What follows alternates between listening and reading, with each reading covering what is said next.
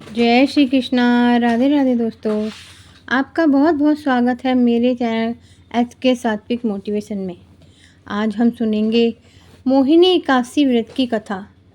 हिंदू पंचांग के अनुसार मोहिनी एकादशी वैशाख मास के शुक्ल पक्ष की एकादशी को मनाई जाती है। यह व्रत भगवान विष्णु को समर्पित होता है और व्रत करने से पापों से मुक्ति तथा मोक्ष की प्राप्ति होती है। वैदिक पंचांग के अनुसार वैशाख माह के शुक्ल पक्ष की एकादशी की शुरुआत 8 मई 2025 को होगी। एकादशी तिथि प्रारंभ 7 मई 2025 को सुबह 10:19 पर होगी। एकादशी तिथि समाप्त 8 मई 2025 को दोपहर 12:19 तक रहेगी। उदया तिथि के अनुसार एकादशी व्रत हमेशा उस दिन मनाया जाता है जिस दिन एकादशी तिथि का उदय होता है। मोहिनी एकादशी के दिन ही भगवान विष्णु ने मोहिनी का रूप धारण किया था। भगवान विष्णु ने चालाकी से सबसे पहले देवताओं को अमृत पिलाना शुरू किया और असुरों को भ्रम में रखा था। भगवान राम ने भी इस व्रत को किया था। इस दिन भगवान विष्णु के अवतार प्रभु श्री राम ने विष्णु के मोहिनी स्वरूप का पूजन अर्चन किया था। पद्म पुराण के अनुसार भगवान श्री कृष्ण युधिष्ठिर को मोहिनी एकादशी का महत्व समझाते हुए कहते हैं कि महाराज, त्रेता युग में महर्षि वशिष्ठ के कहने से परम प्रतापी श्री राम ने इस व्रत को किया। यह व्रत सब प्रकार के दुखों का निवारण करने वाला, सब पापों को हरने वाला व्रतों में सबसे उत्तम है। इस व्रत के प्रभाव से प्राणी भगवान विष्णु की कृपा से सभी प्रकार के मोह बंधनों से और पापों से छूटकर अंत में वैकुंठ धाम को जाता है। मोहिनी अवतार की एक पौराणिक कथा सुनते हैं। मोहिनी एकादशी की कथा समुद्र मंथन की घटना से जुड़ी हुई है। जब देवताओं और असुरों ने मिलकर अमृत प्राप्त करने के लिए समुद्र मंथन किया, तब अंततः अमृत कलश निकला। यह देखकर असुरों ने बलपूर्वक अमृत छीन लिया और देवताओं को वंचित कर दिया। देवताओं की रक्षा और संतुलन बनाए रखने के लिए भगवान विष्णु ने एक अद्भुत योजना बनाई। उन्होंने एक सुंदर मोहक स्त्री का रूप धारण किया जिसे मोहिनी कहा गया। मोहिनी का रूप इतना आकर्षक था कि असुर उसे देखकर मोहित हो गए और अमृत वितरण का कार्य उसी के हवाले कर दिया। मोहिनी रूप में भगवान विष्णु ने चालाकी से सबसे पहले देवताओं को अमृत पिलाना शुरू किया और असुरों को भ्रम में रखा। इस दौरान एक असुर स्वरभानु ने देवता का रूप धारण कर अमृत पीने का प्रयास किया और देवताओं की पंक्ति में जाकर बैठ गया। जैसे ही वह अमृत पीने लगा, भगवान सूर्य और चंद्र ने उसकी पहचान कर ली और संकेत किया।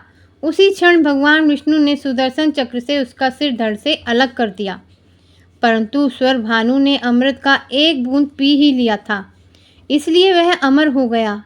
उसका सिर राहु और धड़ केतु के नाम से विख्यात हुआ।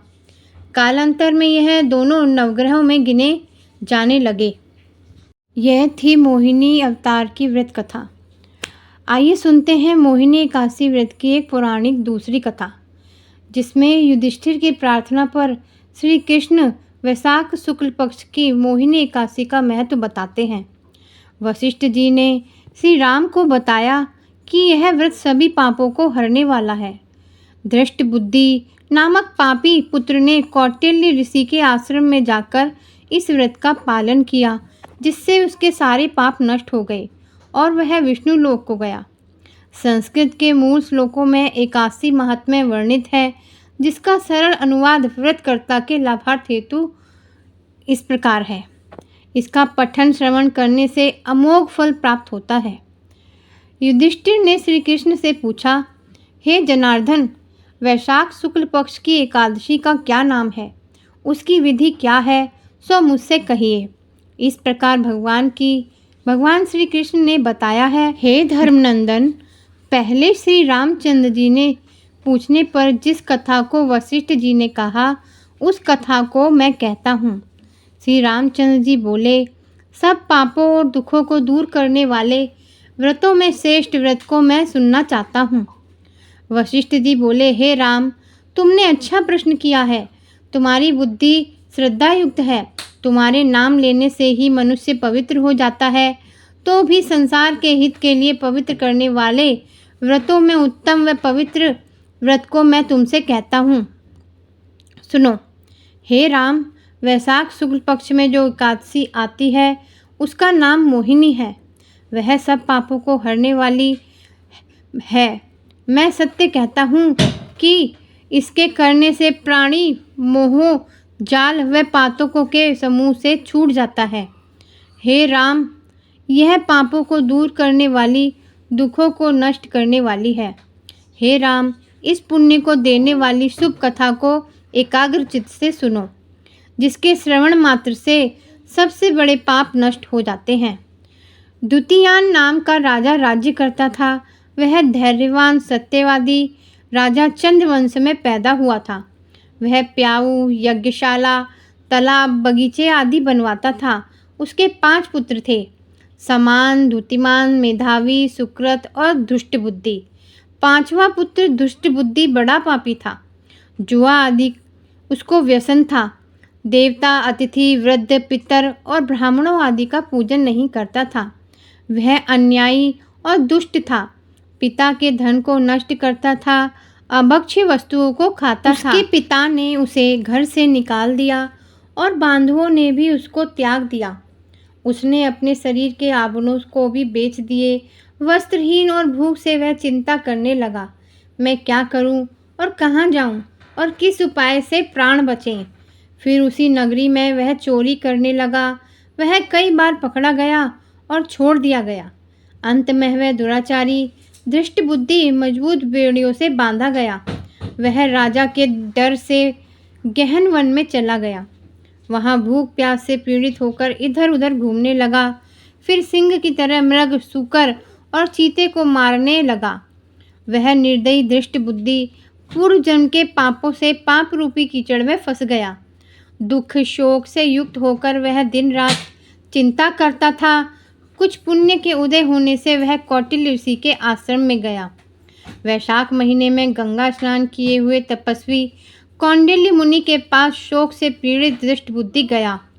कौटिल्य ऋषि के सामने हाथ जोड़कर बोला, हे ब्राह्मण, ऐसा प्रायश्चित बताओ जिसके बिना यत्न किए जन्म भर के पापों का नाश हो जाए। कौटिल्य ऋषि बोले, जिसको करने से तेरे सभी पाप नष्ट हो जाएं, उस उपाय को तू सावधान होकर एकाग्र चित्त से सुन।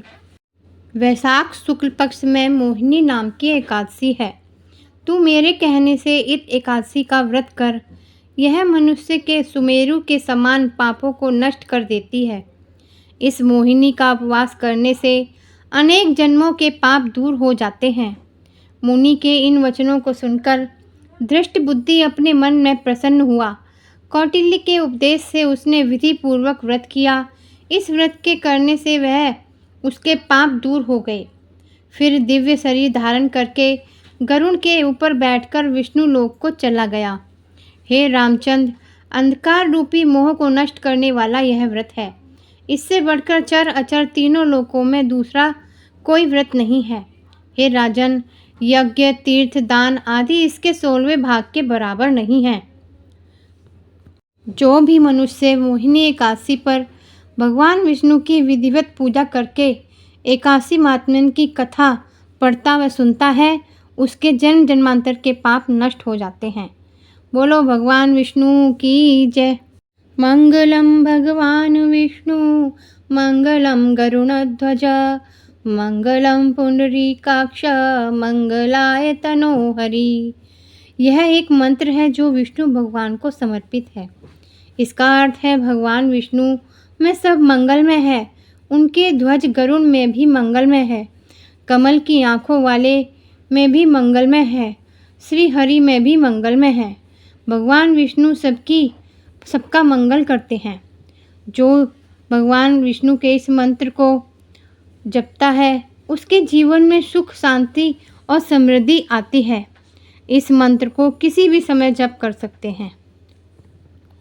आप सुन रहे थे मोहिनी एकादशी व्रत की कथा। ऐसी और भी कथाएं और व्रतों के बारे में सही समय पर उचित जानकारी लेने के लिए आप मेरे चैनल को सब्सक्राइब कर सकते हैं, जिससे आपको सही समय पर उचित जानकारी प्राप्त हो और उसका